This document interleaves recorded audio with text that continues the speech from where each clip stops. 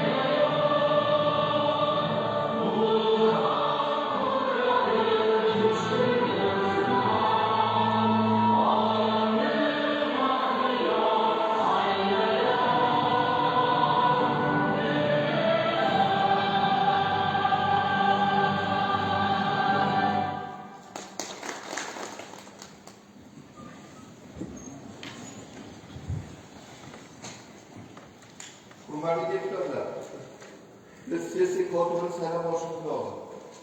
21-Nemich okrugi deputati Yoqubova Husnora Abduhamidovani sessiya kotibi etib saylash taklifi kiritilmoqda. Boshqa takliflar bormi? Taklif qilingan nomzodga qo'l ko'tarib ovoz berishingizni so'rayman. Rozilar? Qarshilar? Yo'q. Betaraflar? Yo'q. Tasdiqlandi. Deputat Yoqubova Husnora Abduhamidovna sessiya kotibi etib saylandi. Sessiya kotibidan o'z ishingizni boshlashingizni so'rayman.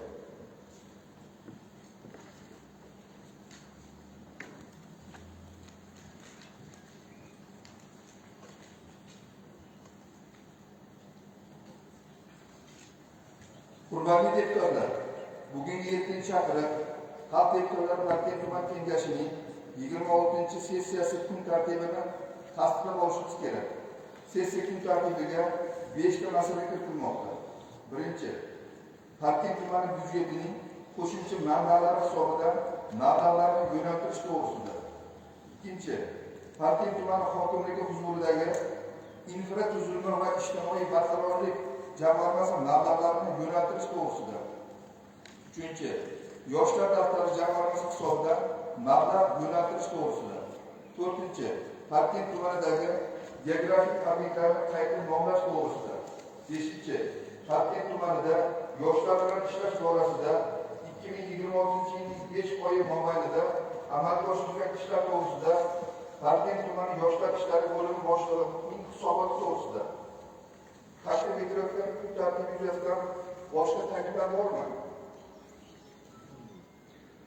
Kun tartibidagi masala tasdiqlansin degan deputatlar qo'l ko'tarib ovoz berishlaringizni so'rayman. Rozilar? Qarshilar? Yo'q. Betaraflar? Yo'q. Kun tartibi tasdiqlandi. Hurmatli deputatlar, endi biz sessiya reglamentini tasdiqlab olishimiz kerak. Quyidagi sessiya reglamenti taklif qilinmoqda. Ma'ruza uchun 15 daqiqagacha, so'zga chiquvchilar va munosabat bildiruvchilarga 5 daqiqagacha, savol-javoblarga 3 daqiqagacha vaqt beriladi. Boshqa takliflar bormi? Bu holda ovozga qo'yaman. Qo'l ko'tarib ovoz berishlaringizni so'rayman. Rozilar? Qarshilar? Yo'q. Betaraflar? Yo'q. Reglament bir ovozdan tasdiqlandi. Hurmatli deputatlar, Parkent tumani byudjetining qo'shimcha manbalari hisobidan mablag'larni yo'naltirish to'g'risidagi masalani ko'rishga o'tamiz. Ushbu masala yuzasidan qaror loyihasi xalq deputatlari tuman kengashining mahalliy byudjet, tadbirkorlik rivojlantirish va iqtisodiy islohotlar masalalari bo'yicha doimiy komissiyasining 2026 yil 22 maydagi yig'ilishida Oliy Majlis Senati kengashining 2026 yil 12 martdagi 325 sonli qarori talablari asosida atroflicha muhokama qilinib, jamoatchilik muhokamasiga chiqarilgan. Qaror loyihasi 10 kunlik muddatda jamoatchilik muhokamasida turdi. Muhokama natijalariga ko'ra 5 ta takliflar kelib tushgan. Hamda takliflarni inobatga olgan holda masala bugungi kun tartibiga kiritilgan. Masala yuzasidan axborot berish so'z tuman hokimining birinchi o'rinbosari, tuman iqtisodiyot va moliya bo'limi boshlig'i Abduhamidov Yoqubbek Ustunbek o'g'liga beriladi. Rahmat.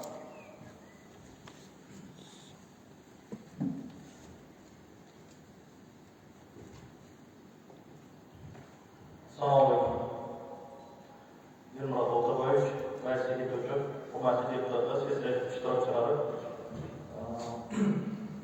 Mahalliy byudjet qo'shimcha manbalardan foydalanish to'g'risida doimiy komissiyada masala ko'rib chiqilgan. Yana shu masalalarga o'tmoqchiman. Yani tasdiqlab berish nuqtai nazaridan. Birinchi masalamiz bolalarni sog'lomlashtirish va aholi salomatligini tiklashga ko'maklash jamg'armasiga,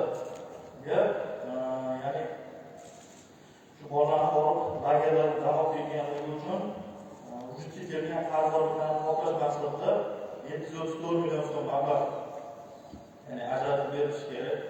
Bu xatman viloyat hokimligidan ham ya'ni tuman shaharlarga yo'naltirilgan bu masala.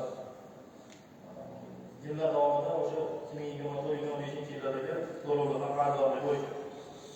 Ikkinchi masalamiz sport maktabi, ya'ni 2026 yilda o'tkaziladigan ommaviy sport musobaqalarini yuqori saviyada o'tkazish va sport ommaviyligini oshirish hamda musobaqalarda ishtirok etib g'olib bo'lgan havaskor sportchilarni munosib rag'batlantirish maqsadida 25 million so'm. Bundan tashqari Prezidentimizning birinchi sonli qarori ijrosini ta'minlash maqsadida shu Qizil toifadagi hudud bo'lgan Oybek mahallasi, Oybek mahallasini shu jinoyatchilik sodir bo'lmadi sifatgacha, ya'ni yil boshidan shu mahalla yetkazilgan rag'batlantirish xarajatlari uchun 21 million so'm. Bundan tashqari endi bu asosiy ya'ni birinchi chora yakunlari bo'yicha ajratiladigan mablag'lar agar ruxsat bersangiz keyingi masalani ham ketib o'tsam, ya'ni ijtimoiy infratuzilmani rivojlantirish jamg'armasi mablag'lari hisobidan ikkita xarajatimiz bor. Birinchisi, yashil ta'mirlash ishlarini amalga oshirish uchun Kunjay, Nurobod hamda Obod mahallalarida yashovchi birinchi guruh nogironligi bo'lgan 3 oilani xonadonni ta'mirlash xarajatlari uchun 186 million so'm. Bundan tashqari, Muborak Qurbon hayiti munosabati bilan aholi davlat tomonidan qo'llab-quvvatlash va mehr-saxovat tadbirlarini samarali tashkil etish xarajatlari uchun 332 million so'm mablag' ajratilishida amaliy yordam berishidan so'rab, kengashga doimiy komissiyaga ko'rib chiqilgan, bu regulyatsiyada muhokamada o'tgan xarajatlarni tasdiqlab berishidan so'raydi. Agar kimdadir savol bo'ladigan bo'lsa, marhamat berishingiz. Munosabat bildirishchi so'z Xalq deputatlari tuman kengashining mahalliy byudjet, tadbirkorlik rivojlantirish va iqtisodiy sog'lom masalalari bo'yicha doimiy komissiya a'zosi To'layev Tebro'yev. Assalomu alaykum. Ushbu masala doimiy komissiyaning muhokama qilindi. Komissiya tomonidan O'zbekiston Respublikasi byudjet kodeksi, shuningdek Xalq deputatlari partiya tuman kengashining 2026 yil 2-aprildagi tegishli qarori bilan tasdiqlangan Toshkent tuman byudjetining qo'shimcha manbalarini aniqlash, ularni foydalanish tartibi to'g'risidagi nizomda belgilangan tartib va talablar asosida tahlil qilindi. Qaror loyihasi 10 kunlik muddatda jamoatchilik muhokamasiga qo'yildi. Muhokama davomida 5 ta taklif kelib tushdi. Shu munosabat bilan doimiy komissiya mazkur qaror loyihasini ma'qullash va kengash sessiyasi muhokamasiga kiritish maqsadini muvofiq deb hisobladi va sizga taqdim etilgan qaror loyihasini tayyorladi hamda jamoatchilik muhokamasi qildirilgan takliflarni inobatga olishni maqsadni muvofiq deb hisoblaydi. Rahmat. Hurmatli deputatlar, kun tartibida ushbu mavzu yuzasidan savollar ko'taramiz. Savollar bormi? Savollar, takliflar bo'lsa yo'q. Qaror loyihasi sizlarga tarqatilgan. Agar ma'qul bo'lsa, tasdiqlash bo'yicha ovoz berishlaringizni so'rayman. Rozilar? Qarshilar? Yo'q. Betaraflar? Yo'q. Qaror qabul qilindi. Kun tartibidagi ikkinchi, Toshkent tuman hokimligi huzuridagi infratuzilma va ijtimoiy barqarorlik jamg'armalari mablag'larini yo'naltirish to'g'risidagi masalani ko'rishga o'tamiz. O'zbekiston Respublikasi Prezidentining 2025 yil 30 yanvardagi 17-sonli farmoni bilan tashkil etilgan infratuzilma va ijtimoiy barqarorlik jamg'armalari mablag'larini foydalanish xalq deputatlari mahalliy kengashlar qarorlari asosida amalga oshirishi belgilangan.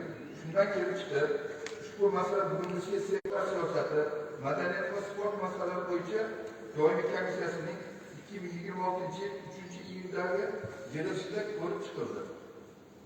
Masala yuzasidan hisobot beruvchi so'z tuman hokimining birinchi o'rinbosari Abduhamidov Yoqubbek Husniddin o'g'liga beriladi. Marhamat.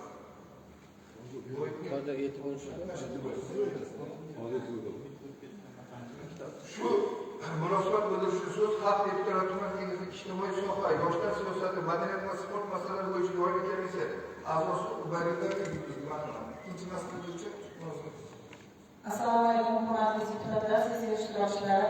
Xalq deputatlari Toshkent tuman kengashining ijtimoiy soha, yoshlar siyosati, madaniyat va sport masalalari bo'yicha doimiy komissiyaning joriy yilning 3-iyun kuni bo'lib o'tgan majlisida tuman hokimining birinchi o'rinbosari Abduhamidov Yoqubbek Husniddin o'g'lining Toshkent tuman hokimligi huzuridagi infratuzilma va ijtimoiy barqarorlik jamg'armasi mablag'larini yo'naltirish to'g'risidagi takliflari dastlabki tarzda tinglandi va atroflicha ko'rib chiqildi.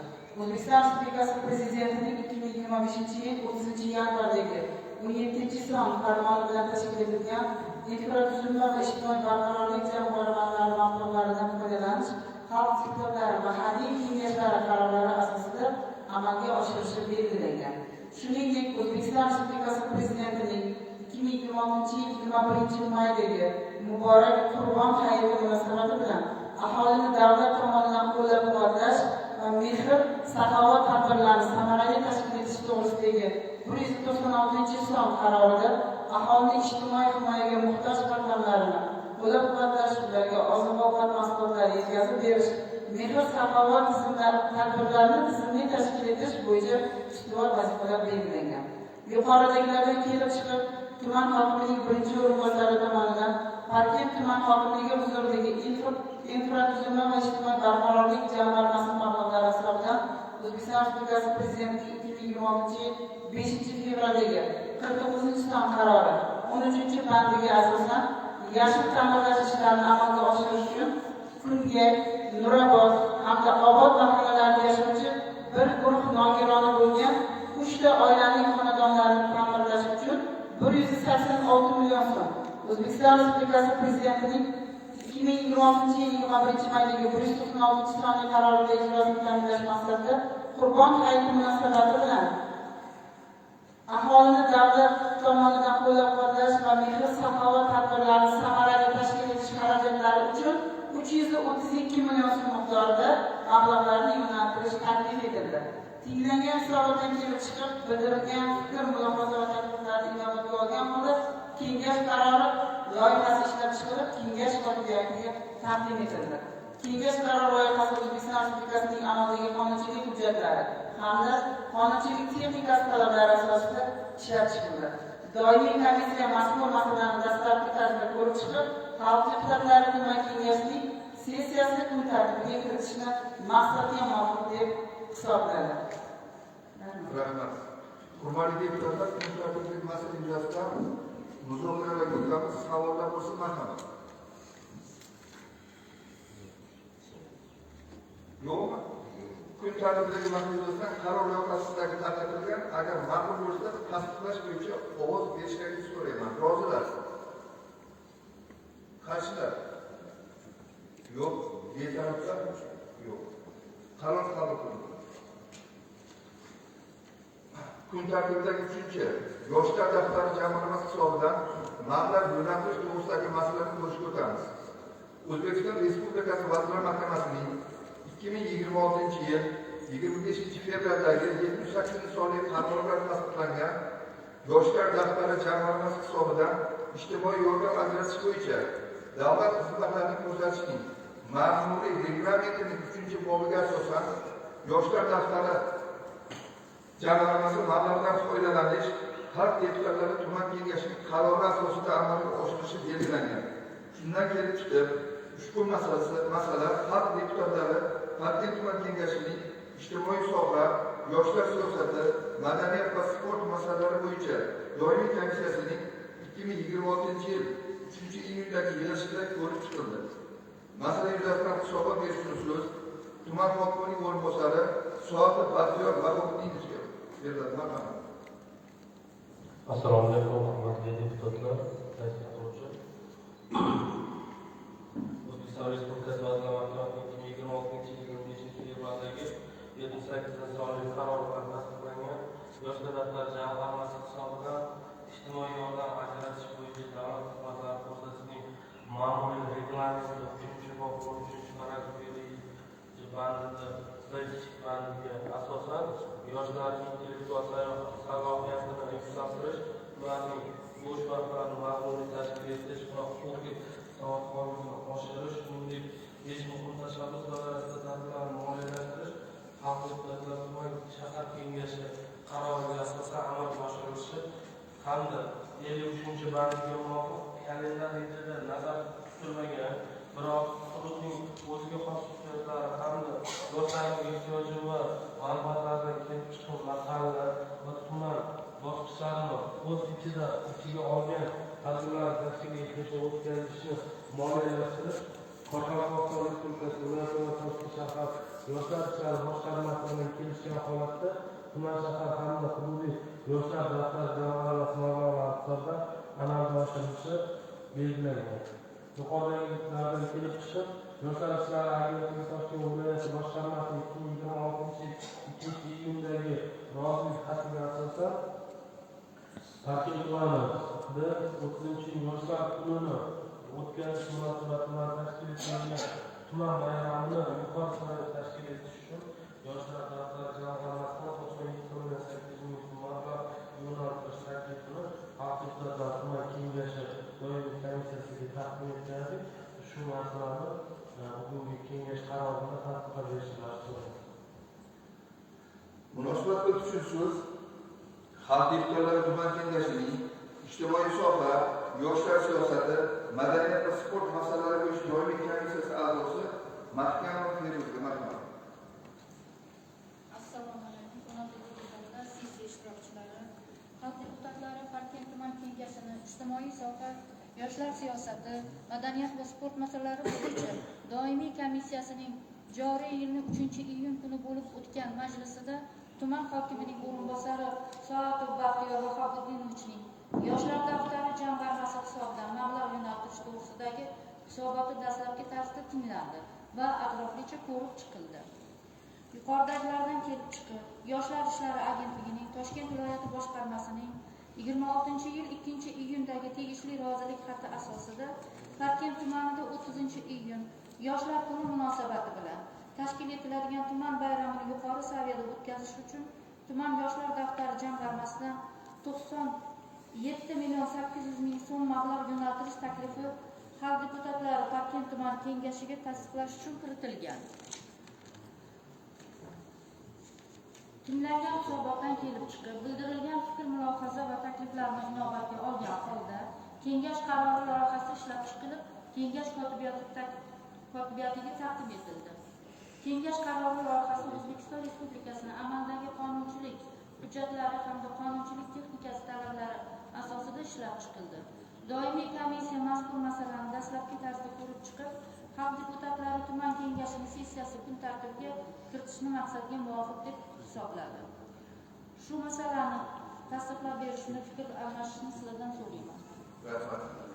Hurmatli deputatlar, kun tartibidagi masala yuzasidan muzokaralar o'tamiz. Marhamat, kimda qanday savollar bo'lsa, berishingiz mumkin. Yo'qmi savollar? Kun tartibidagi masala yuzasidan qaror loyihasi sizlarga tarqatilgan. Agar ma'qul bo'lsa, tasdiqlash bo'yicha ovoz berishlaringizni so'rayman. Rozilar? Qarshilar? Yo'q. Betaraflar? Yo'q. Qaror qabul qilindi.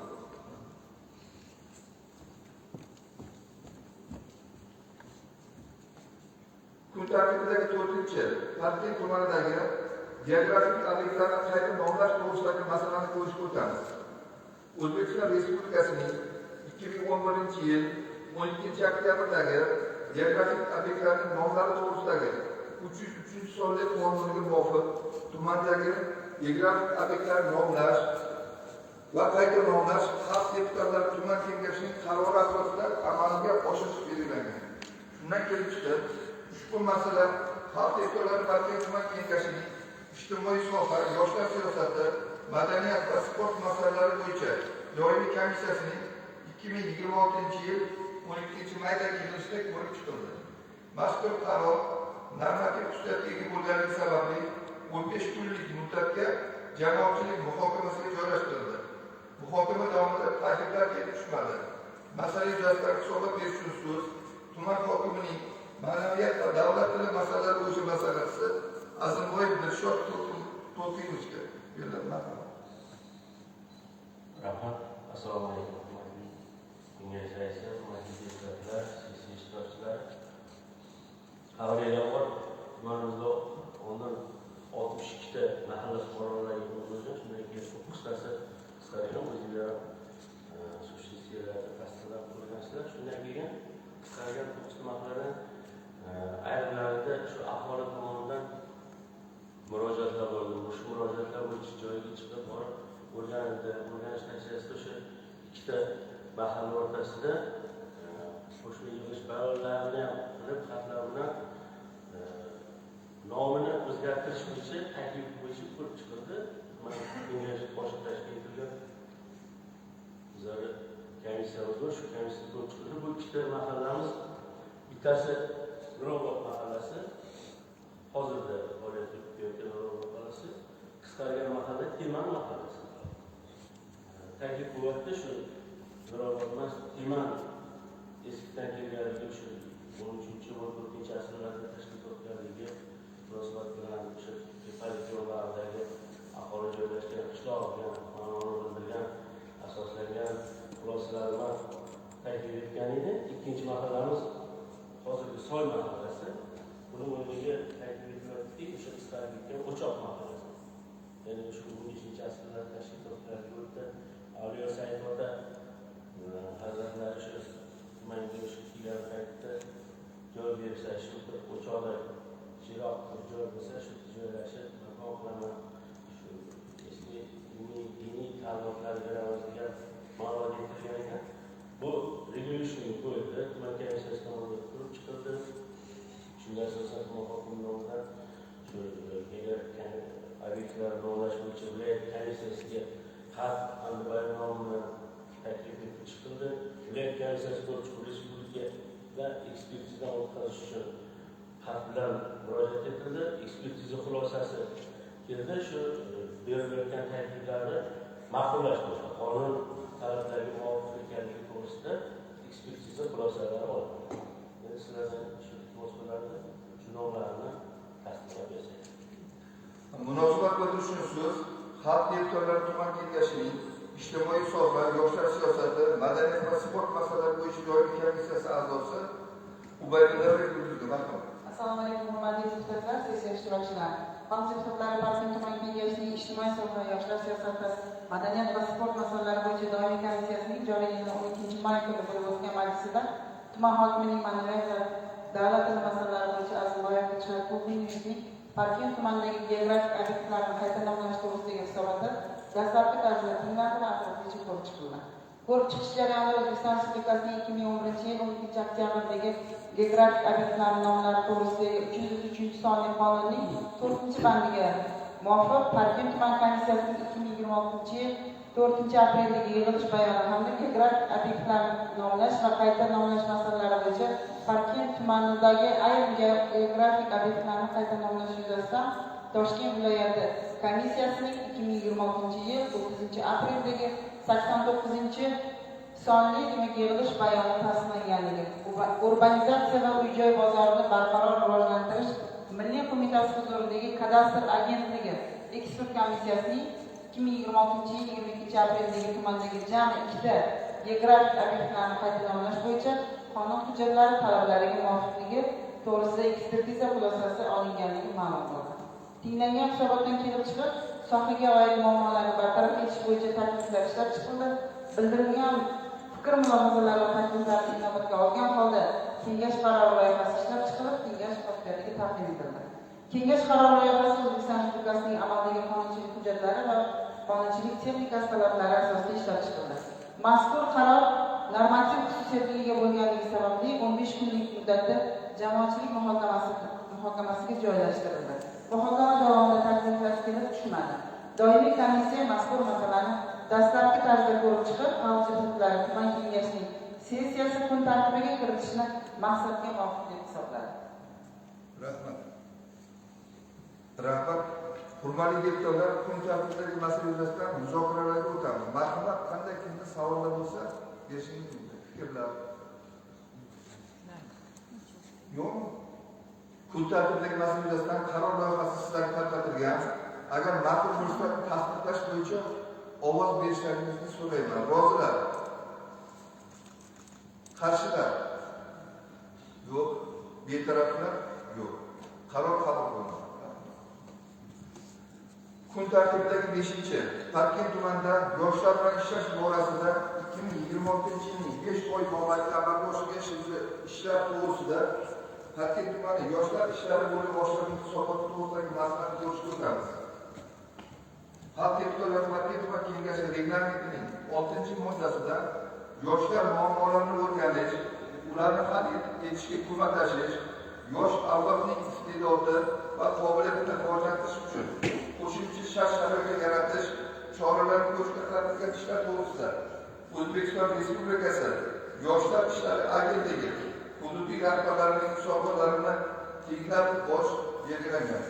Shundan kelib chiqib, ushbu masala xalq deputatlari Parkent tuman kengashining ijtimoiy soha, yoshlar siyosati, madaniyat va sport masalalari bo'yicha doimiy komissiyasining 2026 yil 3-iyundagi yig'ilishida ko'rib chiqildi. Masala yuzasidan hisobot berish uchun so'z Parkent tuman yoshlar ishlari bo'limi boshlig'i Abdushukurov Dilshod Shuhratbay o'g'liga beriladi. Marhamat. Assalomu alaykum, hurmatli deputatlar, sessiya ishtirokchilari. Parkent tumanidagi 23 ta mahallada o'tkazilgan tanlov orqali yoshlar orasidagi 41,155 nafar yoshlarning individual muammosini hal qilish, qiziqish va iqtidorini ro'yobga chiqarish bo'yicha Respublika komissiyasi va davlat xavfsizlik xizmati nazorati ostida tizimli ishlar amalga oshirildi. Xususan, birinchidan, mahalla hamda tuman miqyosida ishlab chiqilgan yoshlar banki dasturi natijasida 372 nafar ishsiz yoshlar respublika viloyat va tuman darajasidagi rahbarlarga nomma kiritildi. Ma'lumot uchun birinchi iyun holatiga 321 nafar 86.3% yoshlarning bandligi ta'minlandi. Shunda 271 nafar doimiy ish o'rinlariga, 13 nafar kasblarning zamonaviy kasblariga, 2 nafar tartibli mehnat migratsiyasiga, 6 nafarlik tadbirkorlik uchun kirdik, 15 nafari muddatli harbiy xizmatga, 7 nafar ta'lim zamonaviy hamda 7 nafar o'zini bank qilish orqali bandligi ta'minlandi. Qolgan 51 nafar yoshlarning bandligi 2 yil oyda ta'minlash rejalashtirilgan. Ikkinchidan, tumandagi xudolik qilish boylik bo'lgan hamda jinoyat sodir etgan 63 nafar yoshlar tartibot va mudofaa organlari mas'ullariga hamda tuman hokimiga bildirildi. Joriy yilning 1-iyun holatiga yoshlarning barchasi bilan to'liq uchrashuv tashkil etilib, 39 nafar yoshlarga yordam ko'rsatildi. Xususan, 31 nafar yoshlar doimiy ishga joylashtirilib, 1 nafar yoshning shaxsiy tasdiqlovchi guvohnomasi hamda 7 nafar yoshlarga boshqa turdagi ko'maklar ko'rsatildi. Shuningdek, shu kunga qadar 23 nafar yoshlar ro'yxatdan chiqarildi. Uchinchidan, xorijiy migratsiyadagi 73 nafar yoshlardan 34 nafari vatanga qaytarilib, bandligi ta'minlandi. Jumladan, 21 nafar yoshlar doimiy ishga joylashtirildi, 7 nafar yoshlar kasb hunariga o'qitildi, 2 nafar yoshlarga tadbirkorlik faoliyati bilan shug'ullanish uchun kredit mablag'lari hamda 4 nafar yoshlarga boshqa turdagi ko'maklar ko'rsatildi. To'rtinchidan, Yoshlar ishlari agentligi tomonidan tashkil etilgan loyihalarga jami 20 nafar yoshlar tanlab olingan. Xususan, Ibrat farzandlar loyihasi doirasida 10.693 nafar yoshlar o'qitilib, 918 nafarga til bilish sertifikati berilgan. Mutolaa loyihasi doirasida 11.930 nafar yoshlar, Ustoz AY loyihasida 2026 nafar, Qizlar akademiyasi loyihasida 1.949 nafar, Uschess loyihasida 1.792 nafar yoshlar o'qitilib kelinmoqda. Bundan tashqari 10 nafar yoshlarga 23.5 million so'm xalqaro imtihon tizimidan xarajatlar qoplab berilgan. Shuningdek, tumanda ta'lim, xorijiy tillar, IT va zamonaviy kasblar, sport va sog'lomlashtirish, musiqa, tasviriy va ijodiy san'at yo'nalishlaridagi ortiq o'quv markazlari yomdi platformasi orqali qamrab olindi. 5-dan, tumanda yoshlarning xorijiy til va kasbga o'qitilgan 8 ta o'quv markazlari mavjud bo'lib, ushbu o'quv markazlari bilan hamkorlik yo'lga qo'yildi. Joriy yilning 3 dekabrida tuman hokimligi o'quv markazlari forum tashkil etilib, ularni qiynab kelayotgan muammolar yuzasidan ochiq muloqot o'tkazildi. Hamda respublika miqyosida 12-13 dekabr kunlari Toshkent shahar yoshlar ijod sovet tashkil etilgan o'quv markazlari forumiga tumanimizdagi 3 nafar Kosmos Open World Asl ta'lim, o'zi ko'rilgan va tashabbuskor o'quv markazi rahbarlarining ishtiroki ta'minlandi. Bundan tashqari, 60-sonli qaror asosida yoshlar tadbirkorligini rivojlantirish davlat maqsadli jamg'armasida ko'mak loyihasi doirasida 2 nafar yoshlarga 260 million so'm suvda moliyalashtirib, olis hududlar joylashgan mahallalarda 2 ta xorijiy til o'quv markazi tashkil etildi. Misol uchun, Qulucha mahallasida Yo'ldosh Anvar Farhodov Sifa sertifikati bilan ko'mak loyihasi doirasida 130 million so'm suvda olib, hozirda Kunga mahallasida xorijiy tillar o'quv markazi tashkil etildi. Shuningdek, Hasanov Botir Ziyodulloh tomonidan ham ko'mak loyihasi doirasida 2 yil oyda mahallasida o'quv markazi tashkil qilish rejalashtirilgan. 6-dan, O'zbekiston Respublikasi Vazirlar Mahkamasining 2026-25-fevraldagi 78-sonli qarori bilan Vazirlar Mahkamasining yoshlar muammolarini o'rganish va hal etish tizimlarini yana takomillashtirish loyihalari to'g'risidagi 2022-yildagi 34-sonli qarorga yoshlar daftari jamg'armasida ijtimoiy yordam ko'rsatishni takomillashtirishga qaratilgan o'zgartirish kiritildi.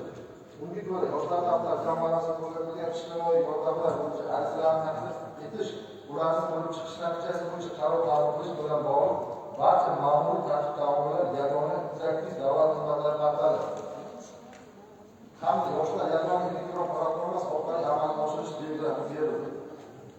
Shu asosda yoshlar daftariga 15 ta murojaat kelib tushgan. Ushbu murojaatlardan 15 tasi qanoatlantirib, yoshlar daftariga kiritilgan. Yoshlar daftariga kiritilgan 6 nafar yoshlarga bir oylik harbiy safarbarlik xizmatini bepul o'tash uchun mahalla yoshlar yetakchisi tomonidan taqsimlov berildi. 3 nafar yoshlar bilan qadoshlik to'lab berish, 8 nafar yoshlar to'lab qanday to'lab berish bo'yicha ishlama shartnoma imzolandi. Yoshlar daftari jamg'armasining yil boshidan 1.382 million so'm mablag' ajratilgan bo'lib, 49.2 million so'm mablag'lar xarajat qilingan. 7-dan, Muhtaram Prezidentimiz boshchiligida 2025-yil 14-fevral kuni videoselektorda o'tkazilgan yoshlar bilan uchrashuvda berilgan topshiriqlarga asosan qishloq joylarda yoshlar va ushlagan yoshlarning bo'sh vaqtini mazmun tashkil etish, jinoyatchilikni oldini olish, sog'lom turmush tarzini shakllantirish, yoshlarni vatanparvar, jismonan sog'lom va har tomonlama barkamol qilib voyaga yetkazish maqsadida mahalla, tuman, hudud, respublika darajasida shijoat va g'ayrat harbiy sport musobaqalarini o'tkazish belgilandi. Hozirda ushbu musobaqa ishtirokida tushgan jami 976 nafar yoshlar onlayn ro'yxatdan o'tib, ushbu musobaqani tuman maxsus iyun oyida o'tkazish belgilangan. Bundan tashqari, sizlar tajribasi asosida 5 nafar profilaktik hisobda turgan hamda tarbiyasi og'ir yoshlar Jasorat maktab va harbiy vatanparvarlik o'quv yig'iniga jalb qilindi.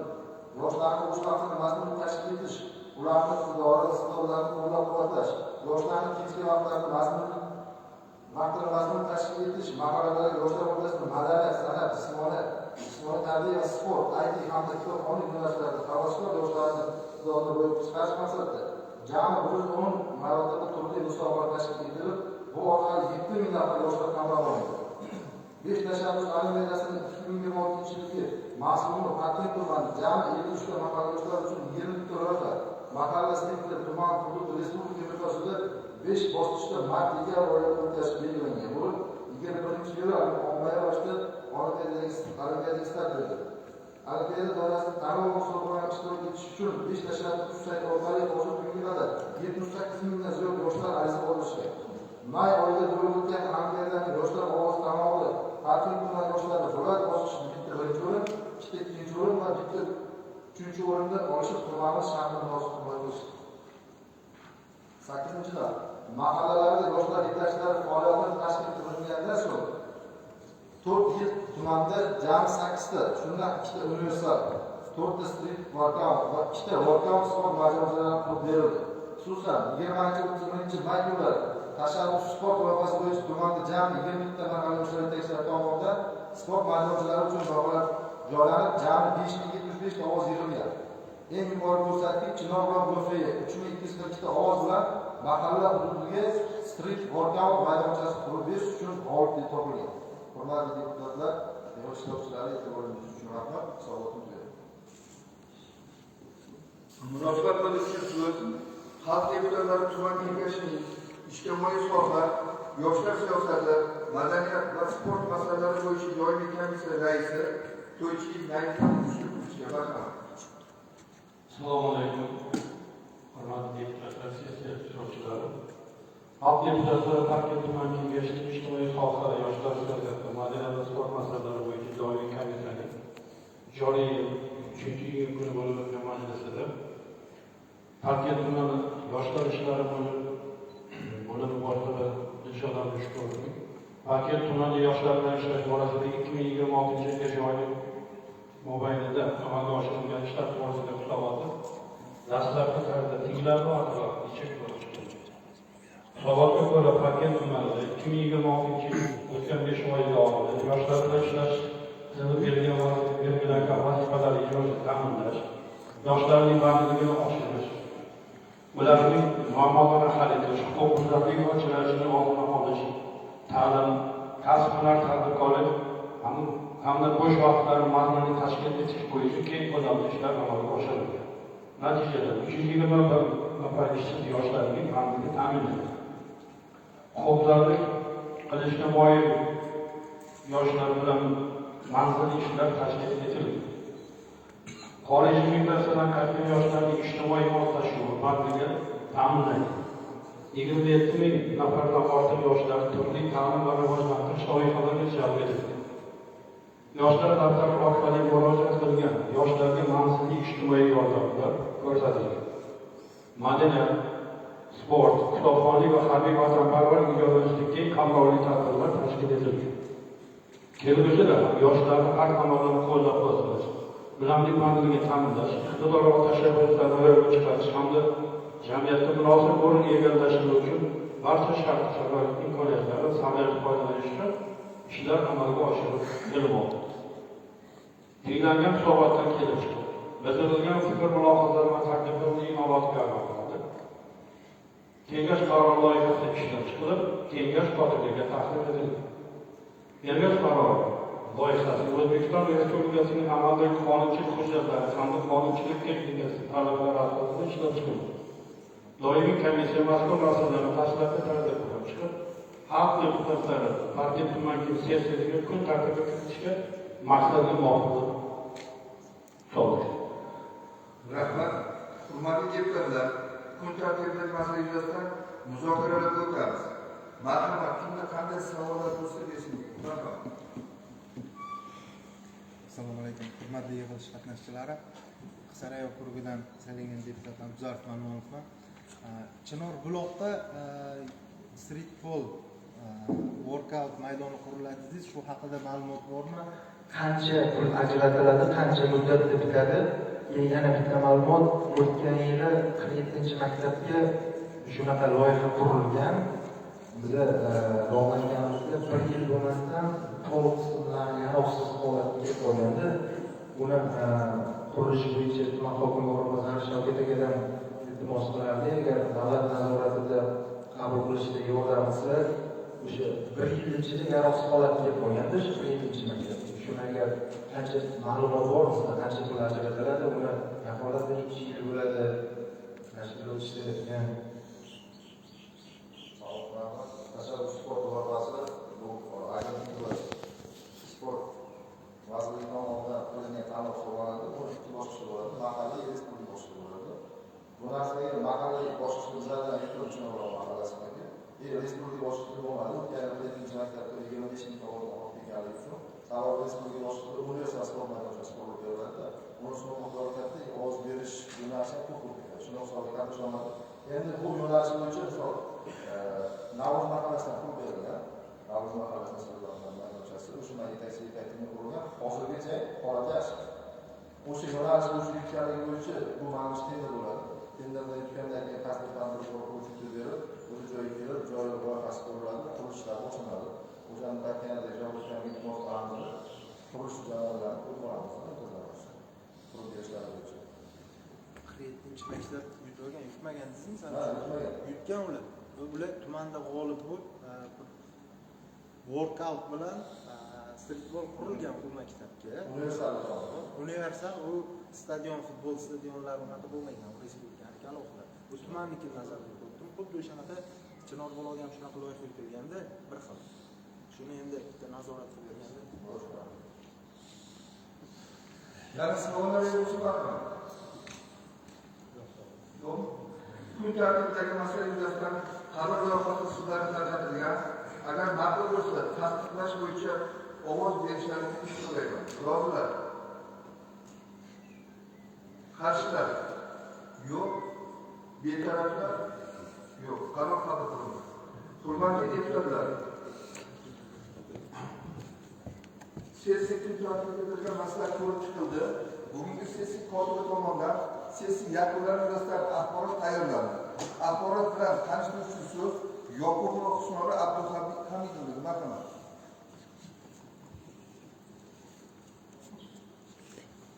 Assalomu alaykum. Hurmatli deputatlar va sessiya ishtirokchilari. Bugungi 7-chaqiriq xalq deputatlari Toshkent tuman kengashining 26-sessiyasida tuman kengashiga saylangan 25 nafar deputatdan 19 nafari ishtirok etdi. Ulardan uzrli sabablarga ko'ra 4 nafari, uzrsiz sabablarga ko'ra 2 nafar deputat ishtirok etmadi. Forum yetarli. Sessiya ishida tuman hokimi deputati Elmiro To'xtaboyevich, tuman hokimining tegishli o'rinbosarlari, tegishli korxona tashkilot bo'lim rahbarlari hamda ommaviy axborot vositalari vakillari ishtirok etdilar. Sessiya kun tartibida 5 ta masala ko'rib chiqildi va ular atroflicha muhokama qilindi. Birinchi masala ma'ruzachi tomonidan Parkent tumani byudjetining qo'shimcha manbalari hisobidan yo'naltirilgan mablag'lar to'g'risida ma'lumot berildi. Deputatlar tomonidan savollar bo'lmadi. Qaror loyihasi tasdiqlandi.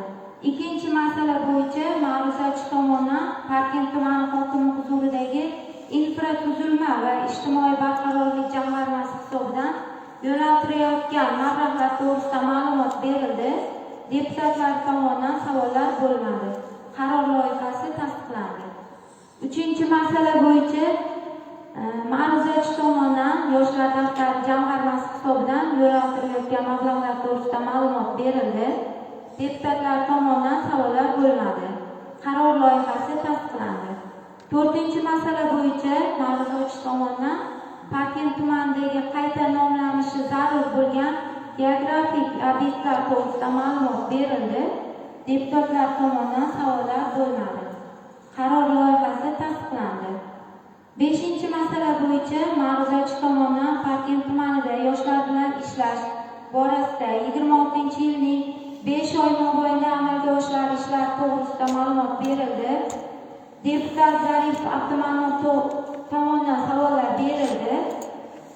Savollari va takliflariga javoblar olindi. Qaror loyihasi tasdiqlandi.